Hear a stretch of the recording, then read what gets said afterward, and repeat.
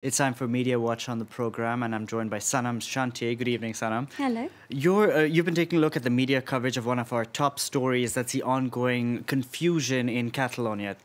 Of course, and there's been a great deal of media coverage on that, Delano.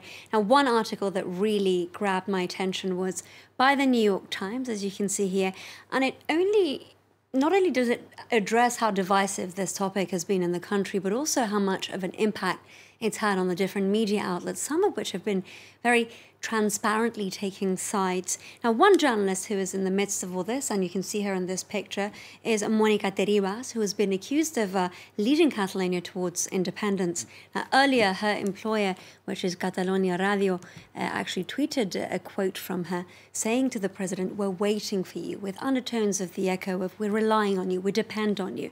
And this was, of course, ahead of that long-awaited announcement by Carles Puigdemont. Of course, Delano, we know that the central government in Madrid is trying to align all these different narratives by the media outlets by taking charge of Catalonia's public broadcasters. And of course, the response to that has been extremely strong. Here's some coverage of that. Some of those media outlets, again, we can see Mónica Terribas in the midst of that, TV3, Catalunya Radio, saying that taking control of the media is a direct attack on Catalans and it violates the fundamental principles of the EU.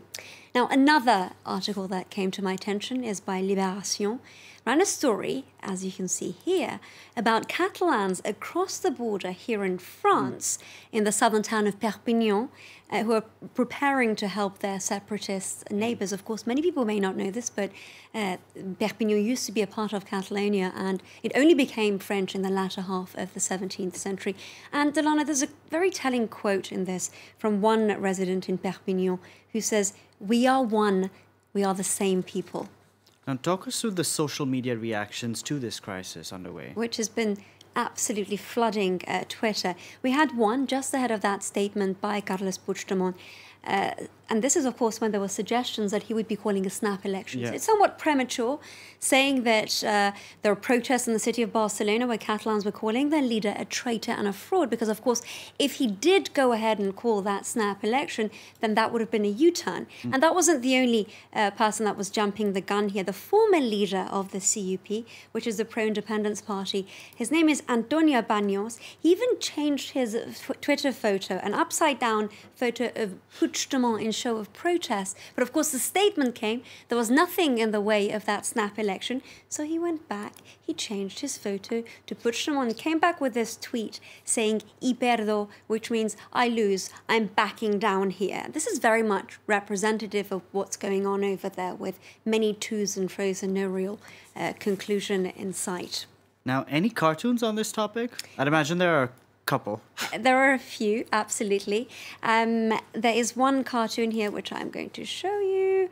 This is actually to convey the confusion that us journalists are going through, because we had one urgent coming from one news agency saying there's a snap election, another one saying there isn't. So and they corrected the same. And they corrected it. So this is a journalist who works for the AFP in Madrid, Adrián Vicente. Ser periodista en España hoy, to be a journalist in Spain today, is this running through hoops, and of course this image a that you roller have coaster of, ride. it is absolutely a roller coaster ride. Now, another one that I have here is, of course, an image of Rajoy, as you can see there, very much opening that never before used 155 gift box, that clause in the Spanish constitution that essentially allows the government of Madrid to intervene in the running of Catalonia.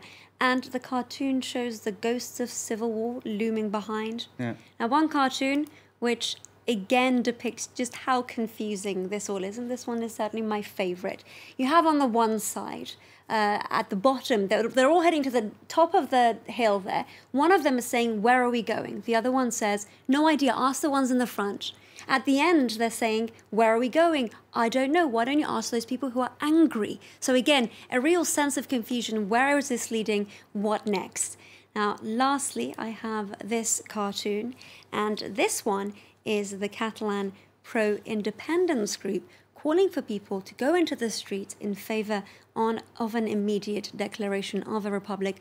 This is again before that very vague statement that we had by the Catalan leader, Carles Puigdemont, earlier today. Very vague statement indeed. Sanam Shantier, thank you very much for that look at what's happening on the media there.